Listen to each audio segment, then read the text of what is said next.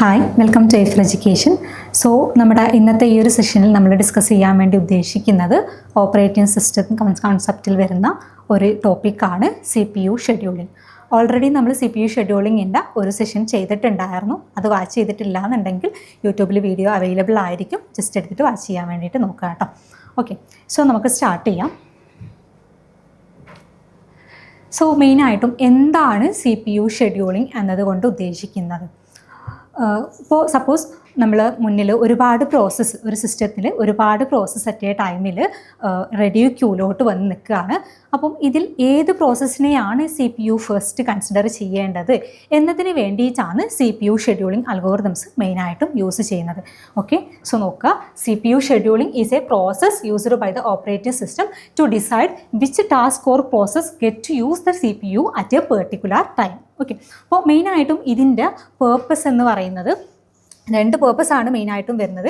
First one, maximise the CPU utilisation maximise ചെയ്യുക എന്നുള്ളതാണ്.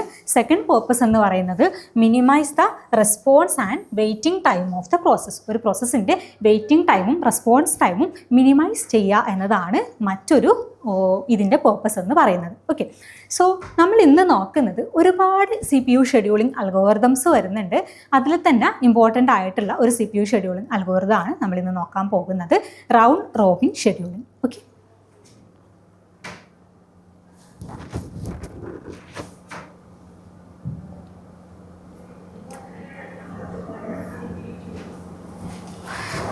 എന്താണ് റൗണ്ട് റോബിൻ ഷെഡ്യൂളിങ്ങിനെ കൊണ്ട് ഉദ്ദേശിക്കുന്നത്? ഓക്കെ, അപ്പോൾ നമ്മൾ പറഞ്ഞിട്ടുണ്ടായിരുന്നു അല്ലേ, first come first serve scheduling എന്താണെന്നുള്ളത് നമ്മൾ മുന്നേ ഡിസ്കസ് ചെയ്തിട്ടുണ്ടായിരുന്നു. ഫസ്റ്റ് കം ഫസ്റ്റ് സെർവ് ഷെഡ്യൂളിങ്ങിലോട്ട് വരുന്ന സമയത്ത് അറ്റ് എ ടൈമിൽ ഒരുപാട് പ്രോസസ്സ് വരുന്നു.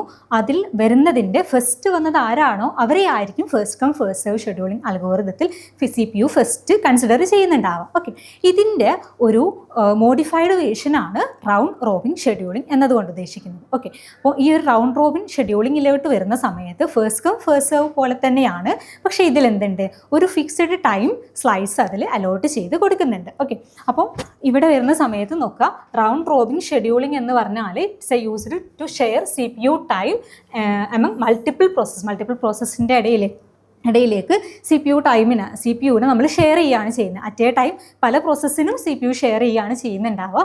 എന്ന് വെച്ചാൽ each process get a fixed small amount of CPU time called time quantum or time slice. അപ്പോൾ ഈ ഒരു ടൈമിനെയാണ് നമ്മൾ ടൈം ക്വാണ്ടം അഥവാ ടൈം സ്ലൈസ് എന്നൊക്കെ വിളിക്കുന്നത്. ഓക്കെ, അപ്പോൾ 1 by 1 ആയിട്ട് സർക്കുലർ ഓർഡറിലായിരിക്കും ഇത് വർക്ക് ചെയ്യുന്നുണ്ടാവുക.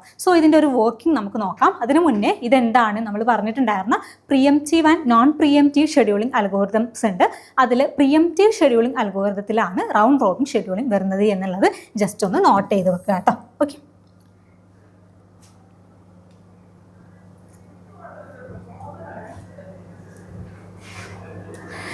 എന്താണ് റൗണ്ട് റോബിൻ ഷെഡ്യൂളിങ്ങിൻ്റെ വർക്കിംഗ് വരുന്നത്, എങ്ങനെയാണ് അത് വർക്ക് ചെയ്യുന്നുണ്ടാവുക? സപ്പോസ് നമ്മുടെ മുന്നിൽ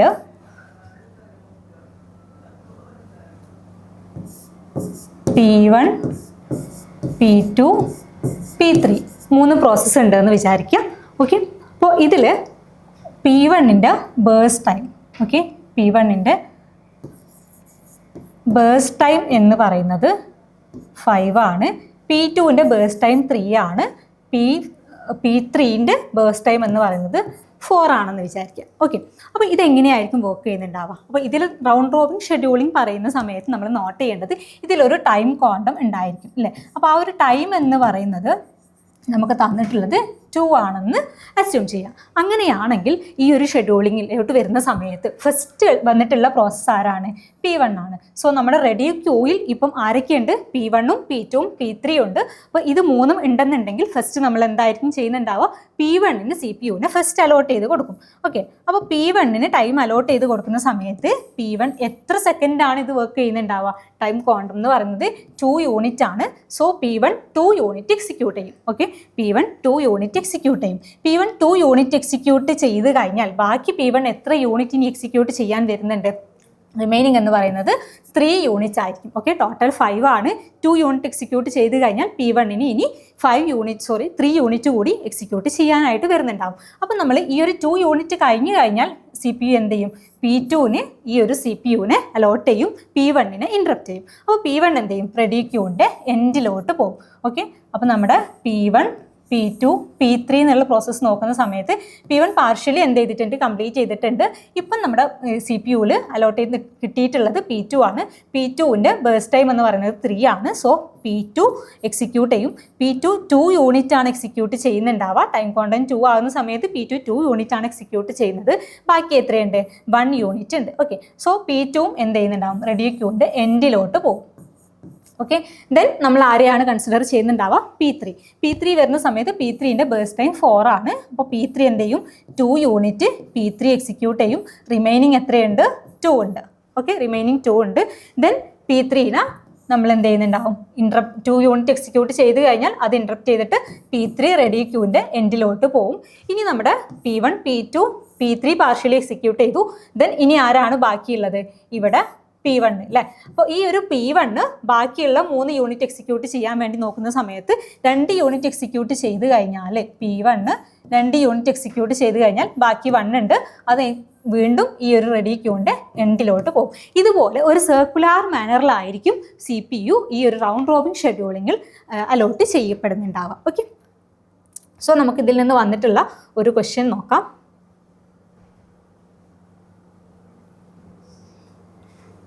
ക്വസ്റ്റ്യനിലോട്ട് വരുന്നതിന് മുന്നേ ബേസിക് ആയിട്ട് വരുന്ന ടെർമിനോളജീസ്, അതായത് ഈ ഒരു CPU ഷെഡ്യൂളിങ്ങിൽ വരുന്ന ടെർമിനോളജീസ് അറിയേണ്ടതുണ്ട്.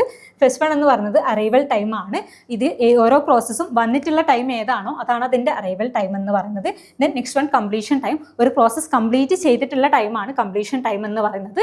നെക്സ്റ്റ് വൺ ആണ് ബേസ്റ്റ് ടൈം. ബേസ്റ്റ് ടൈം എന്ന് പറയുന്ന സമയത്ത് ആ ഒരു പ്രോസസ്സിന് എക്സിക്യൂഷന് വേണ്ടി എത്ര ടൈമാണോ ആവശ്യമായിട്ടുള്ളത് അതാണ് അതിൻ്റെ ബേസ്റ്റ് ടൈം എന്ന് പറയുന്നത്. Then next one turn around time. Turn around time എന്ന് പറയുന്ന സമയത്ത് completion time minus arrival time ആണ് ടേൺ അറൗണ്ട് ടൈം എന്ന് പറയുന്നത്. ഓക്കെ, then last one waiting time. Waiting time എന്ന് പറയുമ്പം time difference between turn around time and burst time ആണ് വെയിറ്റിംഗ് ടൈം എന്ന് പറയുന്നത്. ഓക്കെ, സോ ക്വസ്റ്റ്യൻ നോക്കാം. സോ ഇതാണ് നമ്മുടെ ക്വസ്റ്റ്യൻ വരുന്നത്. ജസ്റ്റ് ഒന്ന് റീഡ് ചെയ്ത് നോക്കുക. Consider the following table of arrival time and burst time for 3 processes P1, P2 and P3 given time quantum to calculate average waiting time and turnaround time. Average waiting ടൈമും average turn around ടൈമും ആണ് നമുക്ക് calculate ചെയ്യേണ്ടത്. നമുക്ക് ഏത് scheduling base ചെയ്തിട്ടാണ് ഇത് workout ചെയ്യേണ്ടി വരുന്നുണ്ടാവുക? Round robin scheduling. അപ്പോൾ ഇത് നമ്മുടെ ക്വസ്റ്റ്യനിൽ ഡയറക്റ്റ് ആയിട്ട് റൗണ്ട് റോബിൻ ഷെഡ്യൂളിംഗ് ആണെന്ന് പറഞ്ഞിട്ടില്ല, പക്ഷെ നമ്മളിത് മനസ്സിലാക്കേണ്ടി വരുന്നുണ്ടാവും. അതെങ്ങനെയാണ് നമുക്ക് മനസ്സിലാക്കാൻ പറ്റുക എന്ന് വെച്ചാൽ ഇവിടെ നമുക്ക് ടൈം ക്വാണ്ടം 2 എന്ന് തന്നിട്ടുണ്ട്. ഓക്കെ, അപ്പോൾ ഈ ഒരു ടൈം ക്വാണ്ടം നമുക്ക് ക്വസ്റ്റ്യനിൽ തരികയാണെന്നുണ്ടെങ്കിൽ അത് റൗണ്ട് റോബിൻ ഷെഡ്യൂളിംഗ് ആണെന്നുള്ളത് മനസ്സിലാക്കാൻ വേണ്ടി നോക്കാം. ഓക്കെ, ദെൻ ഇതാണ് നമ്മുടെ process. P1, P2, P3 burst time ഉണ്ട്, അറൈവൽ ടൈം ഉണ്ട്. സോ ഇതിൽ നിന്ന് നമുക്ക് ടേൺ അറൗണ്ട് ടൈം കണ്ടെത്തണം. അതിനുശേഷം ആവറേജ് ടേൺ അറൗണ്ട് ടൈം കാണണം. അതുപോലെ വെയിറ്റിംഗ് ടൈം കണ്ടെത്തണം. അതിനുശേഷം അതിൻ്റെ ആവറേജ് വെയിറ്റിംഗ് ടൈം കാണണം. ഓക്കെ, സോ നോക്കാം.